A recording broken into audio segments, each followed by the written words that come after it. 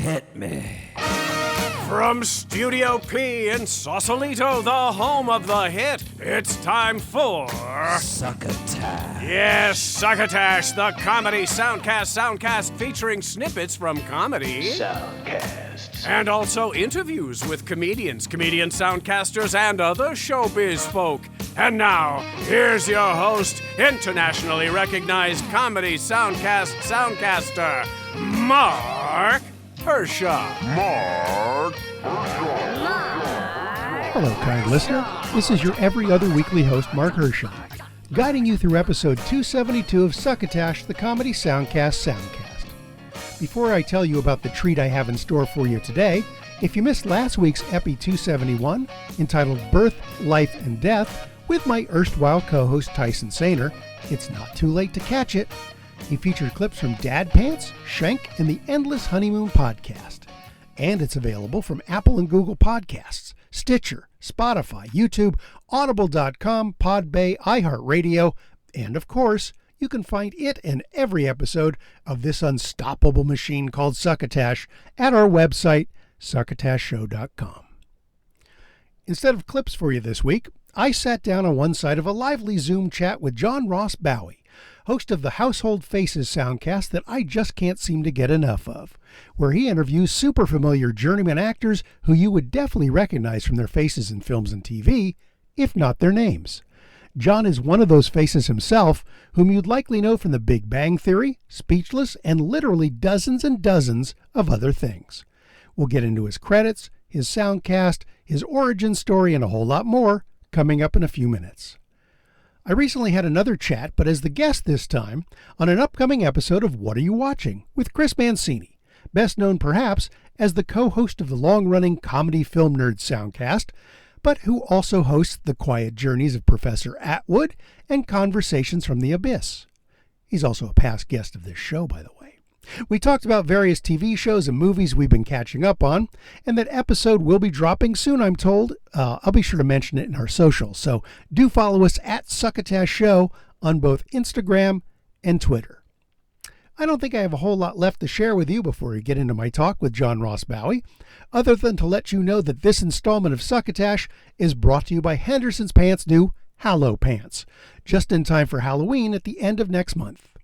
Listen to this word from them, and then we'll dive right into the chat. Ghosts and goblins, Frodo and Spider-Man, and lots of slutty nurses all wandering the streets can only mean one thing. No, not Fleet Week. It's Halloween. This special time every year, Henderson's restocks the shelves and interwebs with our deathly Halloware. More than just a pair of pants, and yet not quite a full-blown costume, Henderson's deathly Halloware is meant to be worn under your disguise to make sure your Halloween stays safe, sane, and filled with treats. The wizards at Henderson's Tailoring Factory start with a thin yet comfy layer of 100% cotton lining. Stitched to that is a second layer, this one made from 70 mil thick military-grade Kevlar. Finally, your deathly Halloware is coated with waterproof matte black acrylic, strong enough to keep you safe in the darkest night, whether it's hailing hail or bullets. Henderson's deathly Halloware is also light enough to assure that you can keep tricking and treating until the cows come home. Moms and dads, Henderson's wants to remind you that not even our deathly Halloware can guarantee complete protection from the lowlives and scumbags that are waiting to prey on your precious children. It can't detect razor blades and apples or roofies and Rolos. So when you steal your kids' candy while they sleep, be extra careful and take a good look at what you're biting into before it bites into you. Henderson's deathly Halloware was originally designed for Freddy Krueger, Jason Voorhees, and Michael Myers. Not the unstoppable killing machine from the Halloween movie franchise, but that unstoppable mugging machine from Wayne's World. That's Henderson's. Fine trousers and costumery since 1549. And now back to Succotash. John Ross Bowie. I've been preparing to say it ever since you were on stage with me at the Sketch Fest in San Francisco, like 2 years ago, 3 years ago. I can't even remember now. I think it was. What is time anyway? Exactly. I want to say that was 2019. I think you're about right. 2.5 years ago. Yeah. My name gets butchered all the time. I hardly even do anything about it. The craziest thing happened a couple of weeks ago. I was on Brian Posehn's podcast. I heard it. You heard it. I Okay. So heard you it, heard and him he screw up my middle name. Yes. John Ross Bowie. Yes. I happen to be He was so in his head about the last name that he completely whiffed the one that is exactly spelled like it sounds. It was amazing to watch. I'm a huge D&D freak, so nerd poker is one of my jams.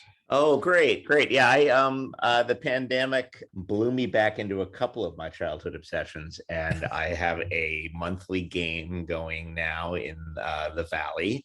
And then when Posehn reached out to me, and I love the people like Chris Tallman, Blaine Capatch. I love all those guys so much. So it was an honor to be asked. I love that show. It's just a funny way. Just the title alone, nerd poker. The title alone, just it's so. I hate to be quite so cynical about it, but it's such phenomenal branding.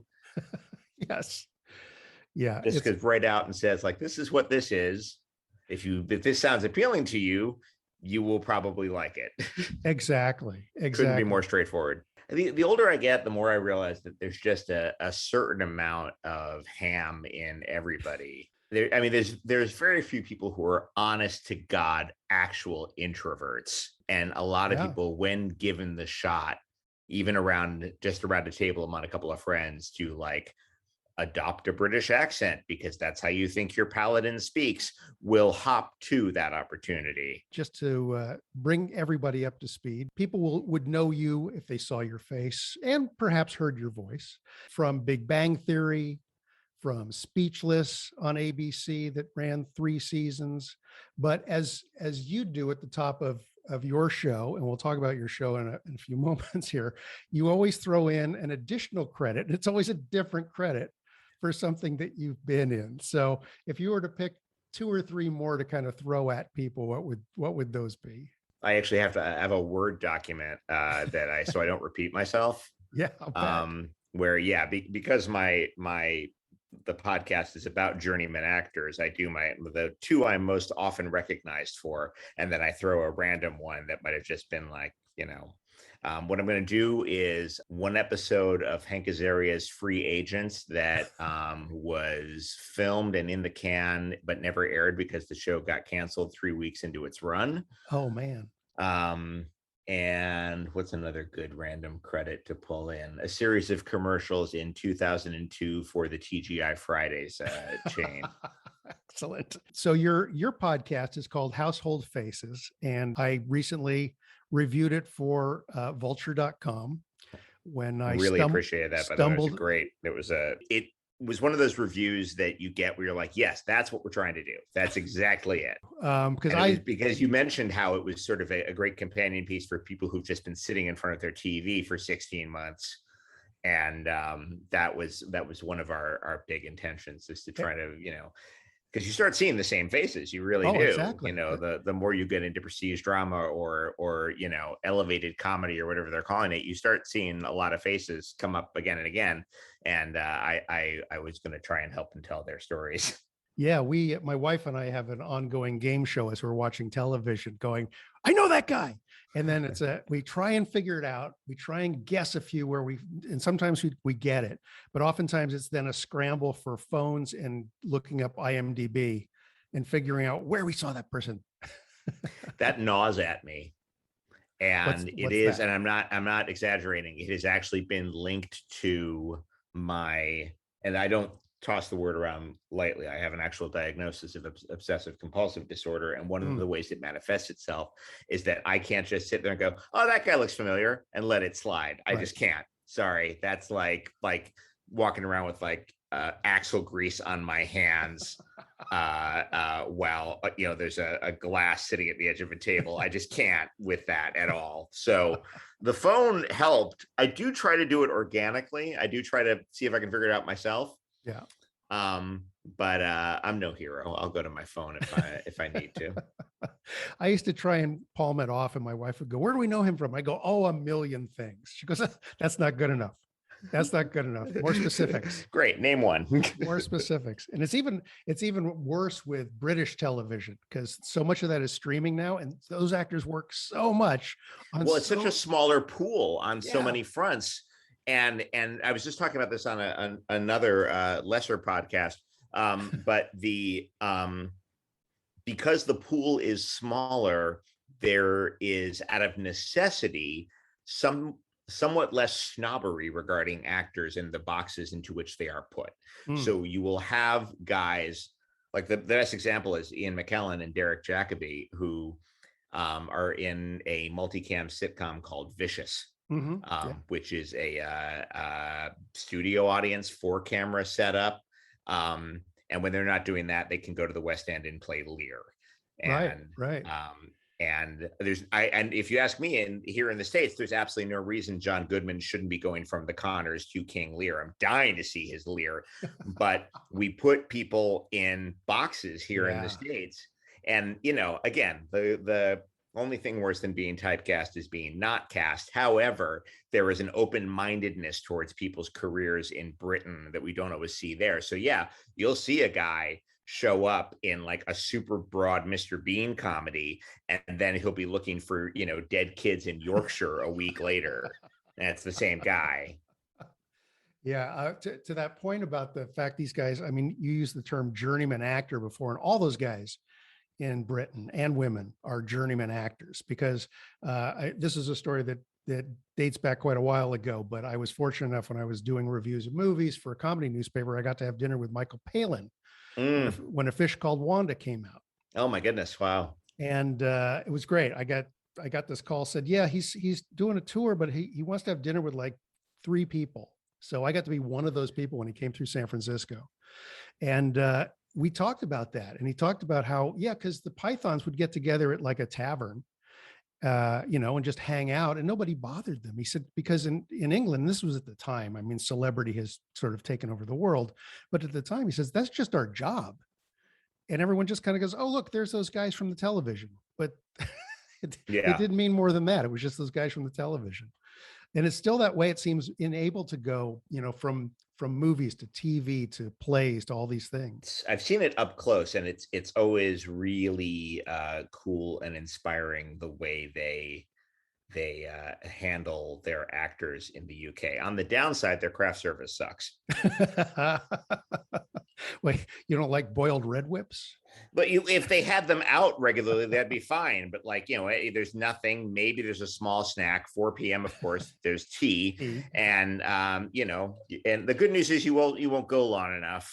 You probably won't go into overtime, so you can bugger off and get yourself some Indian food that will be better than anything you can get in the United States. So I don't know. There's give and take in everything, Mark. Yeah, I've had British directors on a few projects that when closing time comes, we're done for the day. That's it. Yeah, it's pretty wild. Yeah. So what gave you the idea to do Household Faces? I mean, other than the fact, you are deeply ingrained in the realm of the people you're talking to, but why do a podcast? Well, that's very nice of you. And why do a podcast is a phenomenal question that I'm going to answer hastily with because I was asked. Ben Blacker, who's the writer and producer of Thrilling Adventure Hour. He also does a couple of other podcasts, the Dead Pilots Society, the Writers Panel. He is a producer's producer. He really likes his job. He's very good at it. He's good at assembling talent, and reached out to me. I hadn't talked to him in months, but he reached out to me about maybe hosting a podcast. And said, I think you'd be a good interviewer. I had hosted a Thrilling Adventure panel at one point at a Comic-Con that had gone well. And it was a last minute thing too. I got kind of thrown up there, and I kind of bullshitted my way through it and went fairly well. So because I think with a little prep, you'd be a really good interviewer, and I'd like to know who you would like to interview. And I the first thing that came to mind would be like, guys like me and above who are working all the time, but, your mom maybe doesn't know their name, and who are, rarely number one on a call sheet, and maybe don't have awards, but are working steadily regardless, and who are clearly in it for the love and the upper middle class income because they're not getting rich and famous. And he thought that sounded like a good idea, and he hooked me up with his podcast network, Forever Dog Network, who do Writers Panel and a couple of other things. They do Double Threat with Tom Sharpling and Julie Klausner. It's a great organization.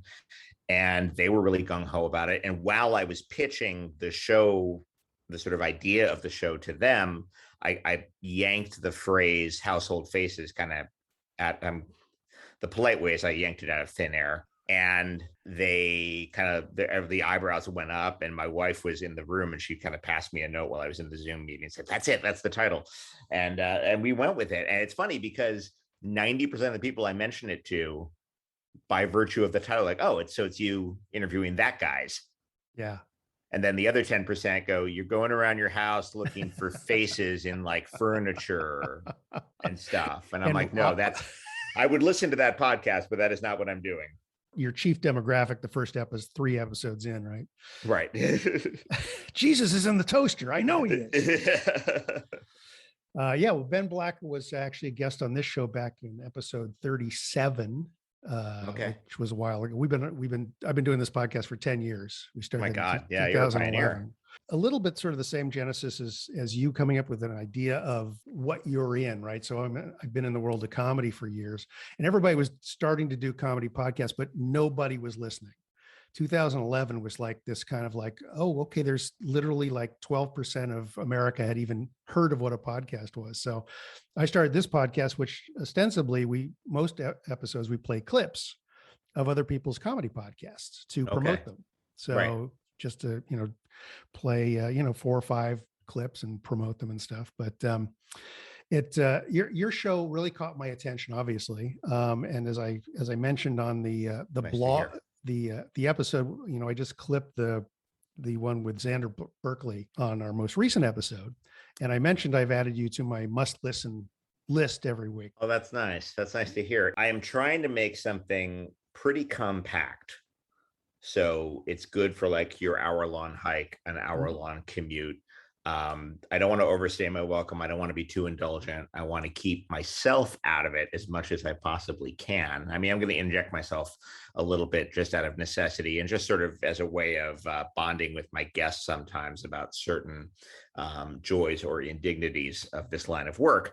But for the most part, I try to keep it about the guest, and I try to keep it around an hour. So I'd like to think we're running a relatively tight, listenable ship. Yeah, that's good. That's good. I used to let my podcast go on and on and on and on. And then I realized, oh, no one's listening.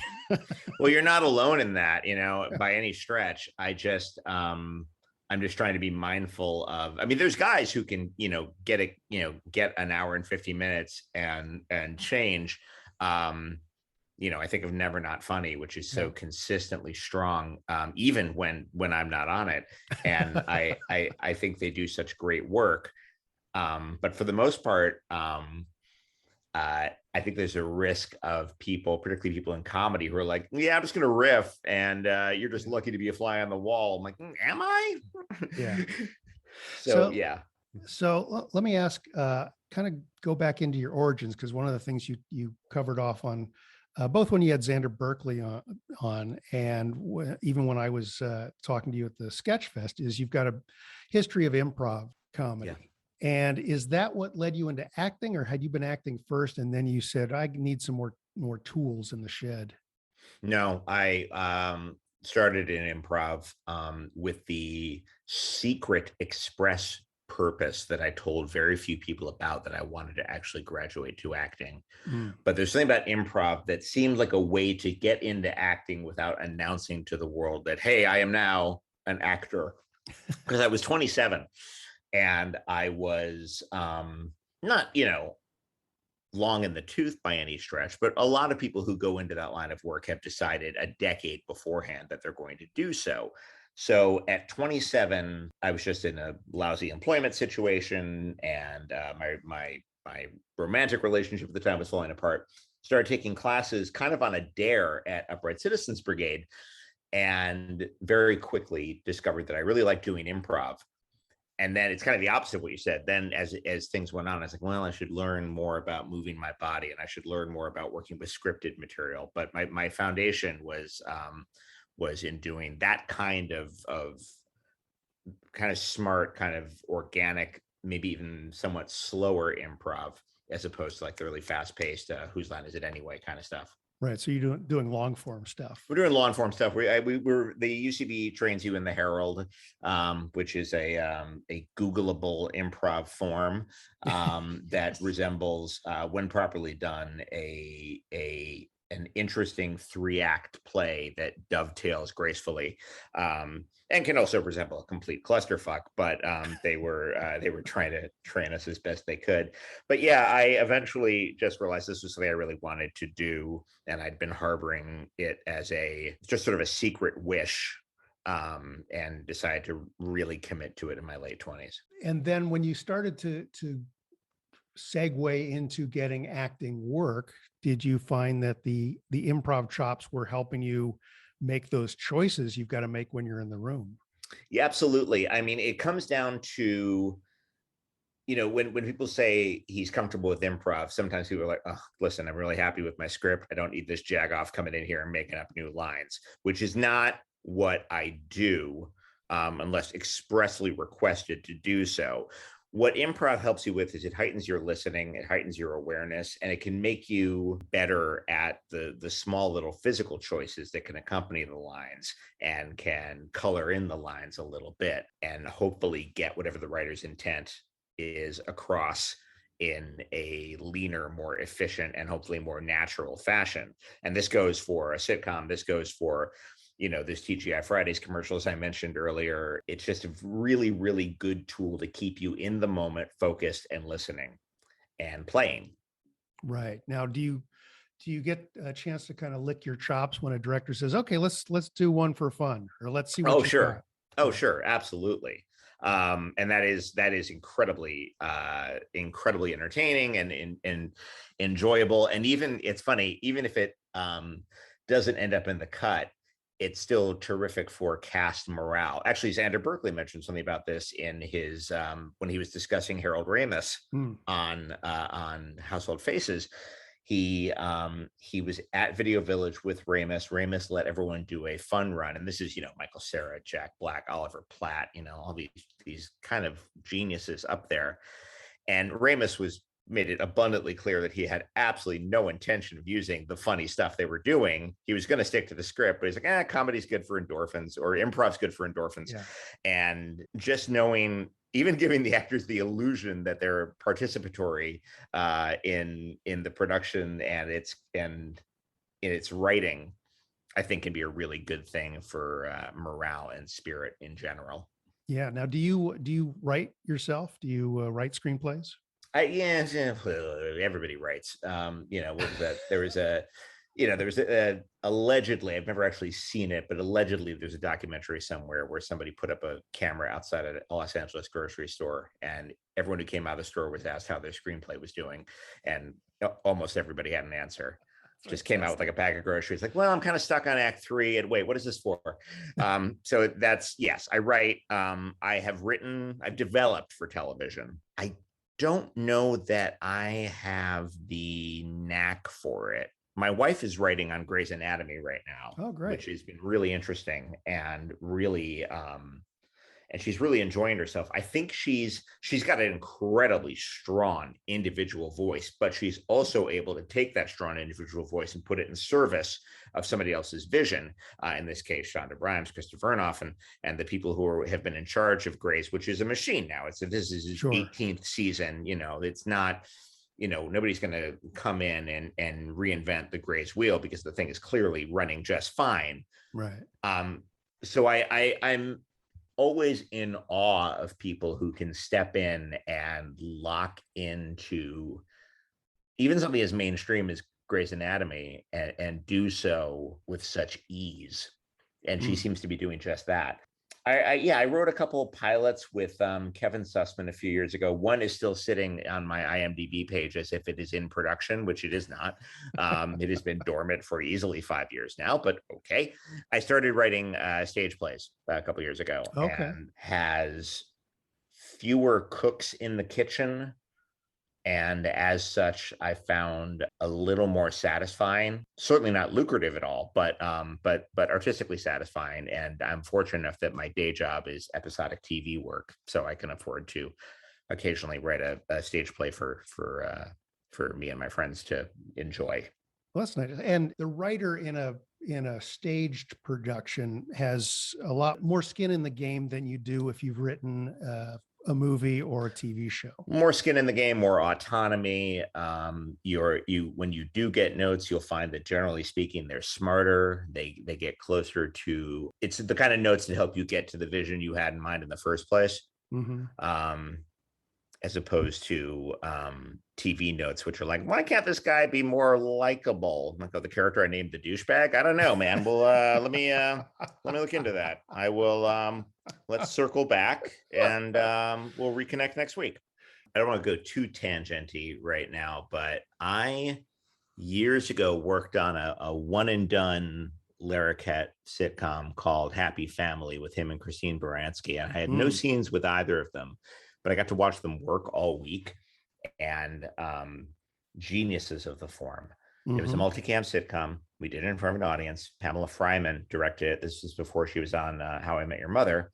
It's before How I Met Your Mother existed.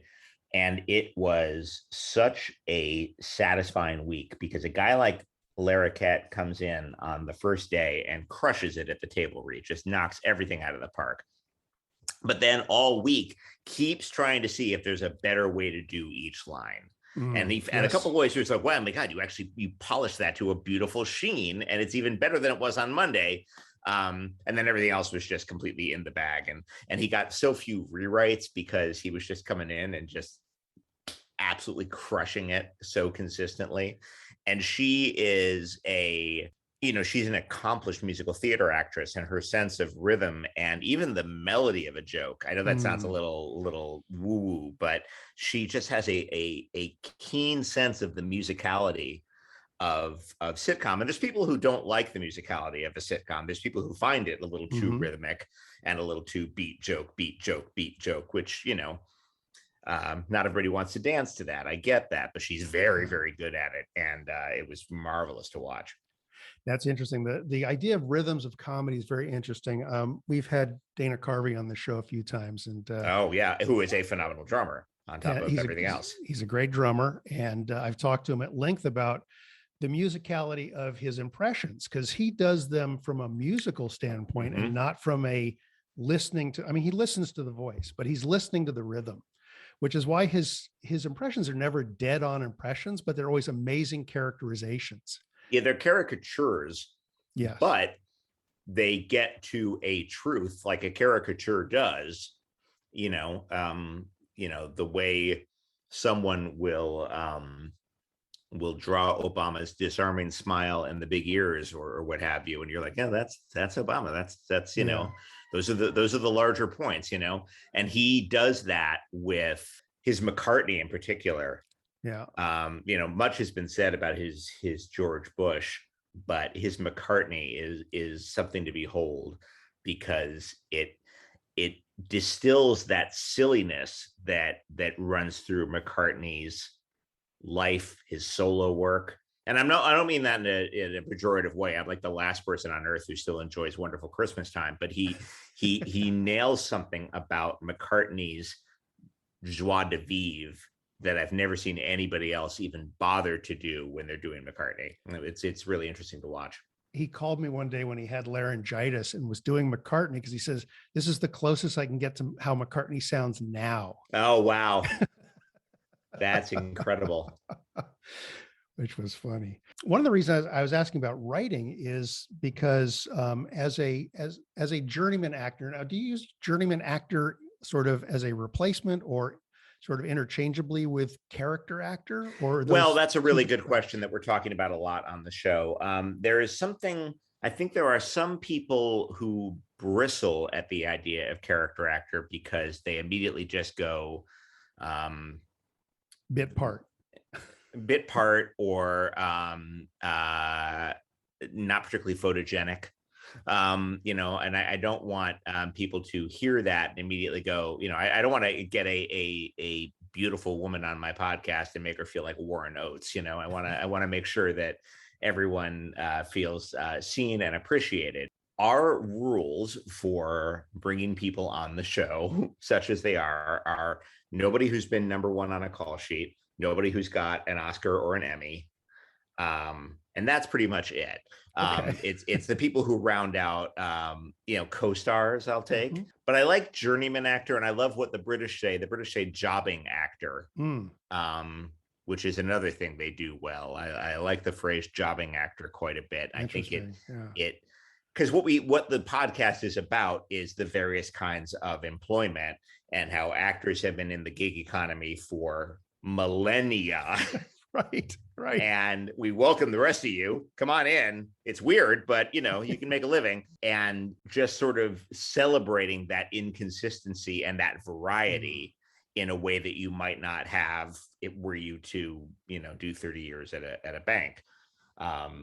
Which again, not taking anything away from that. That sounds like if you're good at math, then that sounds like a wonderfully consistent way to provide you make sure you get your vacation. Then I think that's a terrific thing to do. I don't know, Household Faces is right there. I think it really says it right there. It's people you recognize but can't name. Yeah. Let's talk a little bit about sort of where you came from. Where'd you grow up? I grew up in New York City. Okay. I grew up, I was born in Queens, but when I was 3, we moved into Midtown Manhattan. It was kind of near my dad's work. My dad worked in Midtown and didn't want to commute in from Rego Park, which is, I don't know how well you know the city, but Rego Park is out there in Queens. It's a bit of a hike. It's 45 minutes on the subway if everything goes right, and nothing ever goes right, So he could on a weather permitting, he could walk to work from Midtown. And what was interesting about that is right in the middle of the theater district. So I got to see some theater when I was little, but I also got to meet a lot of actors who were struggling, which I think is one of the reasons I kind of held off on pursuing it.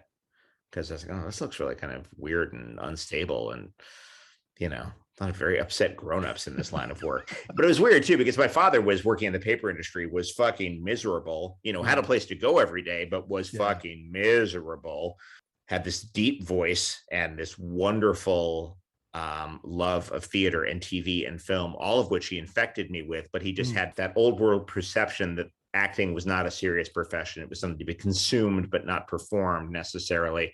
And so he will enjoy the work, but he would not participate in the work.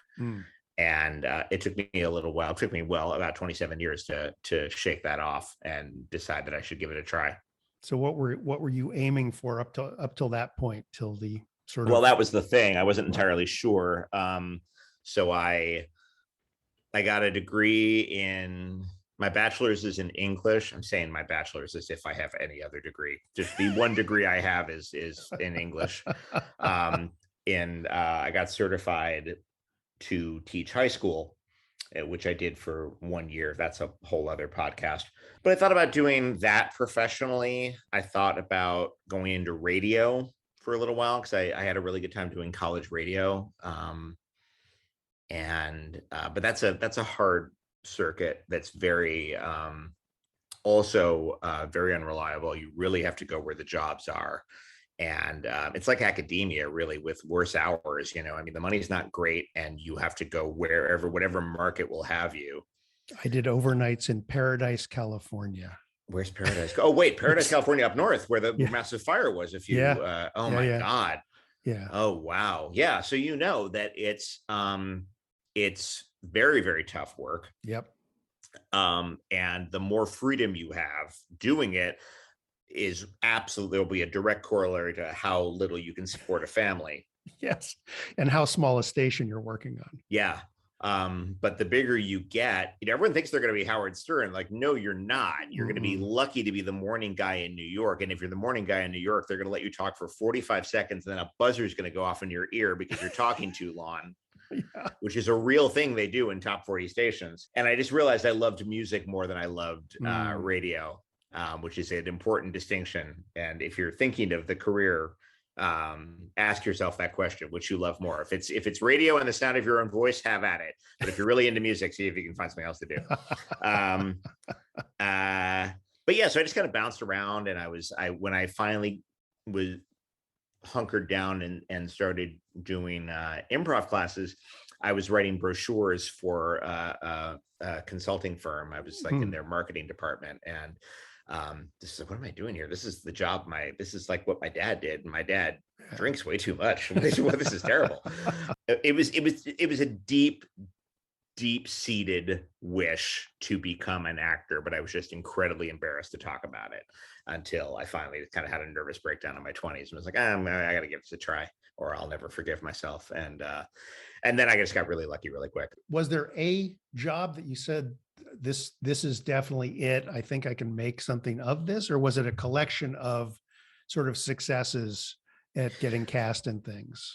I booked 3 commercials in like the space of like 45, 50 days or something in the summer of 99. And that made me feel like I was on some sort of right track. And I immediately, as a union must join, and qualified for health insurance that year and have done so ever since, knock wood. That was really great. And then when I moved to LA in the beginning of 2002, I went out for a pilot. That pilot got reshot. They fired a bunch of people, kept me and a couple of other guys, and then it got picked up. It only went for like 8 weeks. We were on up against American Idol in the Clay and Ruben year. So the show was still a total juggernaut, and we just got our asses handed to us week after week until finally NBC took us to the side of the track and shot us. But it was that moment where I was sort of like, well, I mean, you don't hear about people getting welcomed to the business quite this easily. I should probably stick with it. And I love it. I really do. I'm in a bit of, full disclosure, I'm in a bit of a lull right now, but I've been at this long enough that I'm not panicking, that I have a feeling, these things are cyclical. And having never been enormously, hugely famous, it's not one of those things like where my time is over or anything, or like America's gotten sick of me or what have you. I just think, just right now, there's no job for me. There is likely one coming if history has been any example. So I'm just enjoying the podcast. It's also got to be kind of a weird time still, kind of as the pandemic is still kind of filtering along. How do you feel about, and I think I've heard you ask this question on your show, but how do you like doing the auditions yourself versus going into a room and doing it in front of somebody? Depends. I like having complete control over what gets submitted. It's miserable doing comedy like that. It's miserable doing comedy. I like to go in and try to, because usually you go in, you've got the casting director, you've got a couple of the people who wrote the pilot, a couple producers. I really like trying to surprise them with their own jokes. I really like that challenge. It doesn't always happen, but when it does, and you're just like, oh yeah, everyone has been coming through coming to that joke through the front door, and I just took the window, huh? Surprise, huh? You didn't think you could do that, did you? And that's a great feeling. And a lot of that comes from, the improvisatory nature of my training and trying to find those little extra buttons or even just a gesture that can kind of elevate the joke a little bit.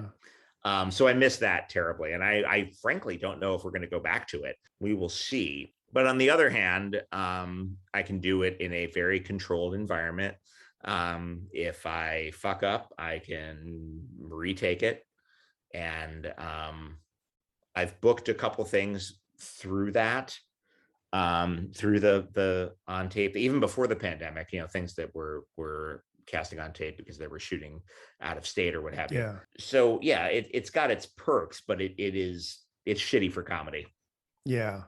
It's I don't know if you've had any experience doing comedy via Zoom or similar medium, because I teach improv where I work and things like that. And I used to teach, of course, in the room, and taught in San Francisco for a number of years just publicly. But doing it this way is a whole different learned animal, because how do you get in a scene with somebody in this medium like we're talking on Zoom now, right? Well, there's that. There's also the sense of how do you're going to have over talking. which Zoom will automatically block out, or will just, favor whoever started speaking first. Right. You lose a fair amount of intimacy that way. I have not done any improv over Zoom, I don't think, but I've done a couple play readings, and yeah, they're challenging. Yeah. They're challenging. Improv, I imagine, would be worse because so much of it is about eye contact and trust, and at the risk of sounding gross, intimacy that you by necessity lose when you're doing this on Zoom. So it's hard. Yeah, absolutely. Where do you teach? I teach where I work, which is it's a branding firm, international branding firm, and I used to do it just in San Francisco, and now as we're coming out of the pandemic, the HR people want me to start kind of taking the show on the road to some of our other offices, because they've begun to see the value, as the San Francisco office did, of these sort of agencies are very sort of siloed, right? You've got designers and you've got writers and you've got strategy people, and they tend to stay in their lane. But when they started doing the improv classes, it was not designed specifically to do this, but they began mingling out of the class with people that they'd had fun doing scenes with, regardless of what sort of silo they were in. Right. And it began breaking those barriers down. So it's kind of interesting to see how that can be applied to a business situation. Yeah, of course. Yeah, I've got a few friends who've done that sort of like team building workshop improv stuff with in more corporate settings. And it just harkens back to what I was saying earlier. Everyone's got that ham in them, desperate to get out. Yes. And it doesn't matter if it's, the community theater actor or the CFO of a Fortune 500. There's going to be a little bit of Mama Rose coming out. Mama's looking sharp, kind of just right at the precipice any given time. As you're on this journeyman's journey, do you see that, it'd be great to get like a role that perpetuates for years, or you're just kind of happy to take whatever comes up and go as long as it goes? Well, I would certainly welcome consistency. Very few actors would not. I would, I think I just kind of want to explore, I got into this to explore different people and to see what it's like to try on different hats, both literally and figuratively. And I feel like there's still a fair amount to do in that regard. I also think that aging is helping me to a certain extent. I think it's and this is, a complete double standard, and it's not this way for women and all. And I want to preface this by understanding that, making it clear that I understand that. But I think it's given me sort of just the lines in character have kind of helped. I think the gray has kind of helped maybe dimensionalize me in the eyes of casting directors. And I'm just interested in exploring where that takes me. I'd love to do a Western. I'd love to be in a mystery. I did a horror movie a few years ago, but I didn't die, which was a colossal disappointment. So I'd love to correct that at some point in the near future. I want to do more theater. A lot of my favorite roles in theater are middle-aged guys, So I've absolutely aged out of Hamlets, but I've already got I've got terrible posture. So come at me, Richard III. There's a George from Who's Afraid of Virginia Woolf trying to get out. You want a bitter failed academic? Look no fucking further, guys. I'm just gift wrapped. Let the record show. Yeah, so I there's just a lot of things I want to try to do. So I'm looking for probably variety over stability at this point. And I'm lucky that I have that luxury. Yeah. And just to kind of circle back to the podcast medium, then at the moment you don't have a gig in front of a camera. So the podcast has to be at least somewhat a kind of fun way to keep in touch with people in the industry and keep your voice out there. Well, it's a way to keep my voice out there, but it's also just really edifying for me to hear these people talk about their process. And I mean, you've listened to the podcast, we get actually pretty technical on it in terms of how do you prepare for an incredibly emotional scene? How do you handle dialects? I want to, if I have anything to offer that is unique to the podcasting world, because there's plenty of podcasts that will talk about, that will talk to lesser known actors and will get their stories. But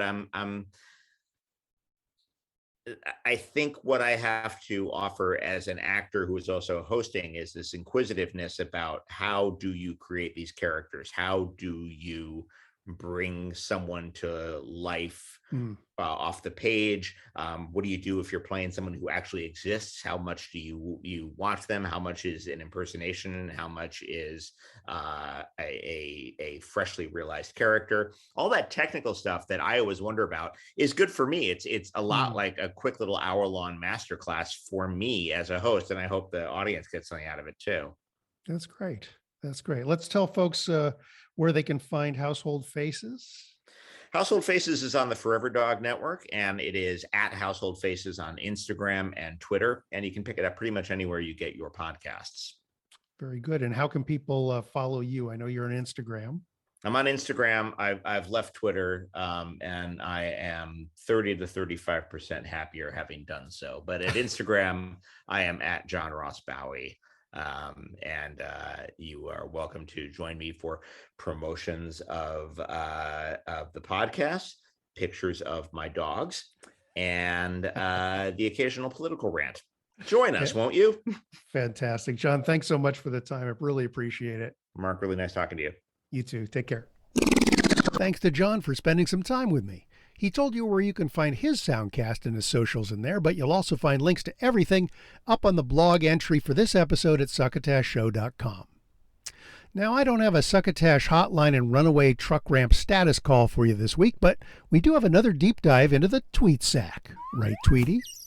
Here's the list of folks I found that were kind enough to mention at Succotash Show in their social media feeds in the past week or so. Corky Knievel, Jordan Brady, Sheep Show, Salty Language Pod, Dad Pants, the Jock Doc Podcast, Stuart Buckland, I Shake My Head with Lisa and Sam, Alberto Contreras, Gift Feed, Misfit Scully, Screams and Moans, Hunter Block, Let's Chat Podcast, and Rock Improvaganza. Improvaganza. If you want in on that blurbathon, just drop at Succotash Show into your socials at some point in the next couple of weeks, and we'll probably find you. That's pretty much all there is for Epi272. Hope you enjoyed my talk with John Ross Bowie. Please do go check out his Household Faces soundcast. And if you ever want to talk about your soundcast, pick up the phone and call the Succotash and Runaway Truck Ramp Status Hotline at 1-818-921-7212. And coming up next week in this very same feed is Tyson and Epi273 with a pastiche of comedy soundcast clips just for your ears. Until I see you in a couple of weeks for episode 274, please treat each other like decent human beings, won't you? Wash your hands, mask up, vax up, and if anyone asks if you've been listening to any good soundcasts lately, won't you please pass the Succotash? You've been listening to Succotash, the comedy soundcast, with your host, Mark Hershon. Brought to you by Henderson's Pants and... Imagine your company's name right here. Rate us and review us at Apple and Google Podcasts. Find us on the web at succotashshow.com, on Spotify, on Stitcher, on iHeartRadio, on YouTube, On SoundCloud. and wherever fine soundcasts are streamed and or downloaded. Follow us on Twitter and Instagram at Succotash Show. Like us on Facebook. Email us at marc@succotashshow.com. Or call into the Succotash Skype line at our toll call number 818-921-7212. That number again is 818-921-7212. You can also upload clips from your favorite comedy soundcasts directly to us using our direct upload link at hightail.com/u/Succotash. Succotash is produced and engineered by Joe Paulino through the auspices of Studio P Sausalito, the home of the hit. Our hosts are Mark Hershon and Tyson Sainer. Our musical director is Scott Carvey. Our booth assistant is Kenny Durges. Succotash is executive produced by Mark Hershon. Until next time, I'm your loyal booth announcer, Bill Haywatt, reminding you to please pass the Succotash. Goodbye.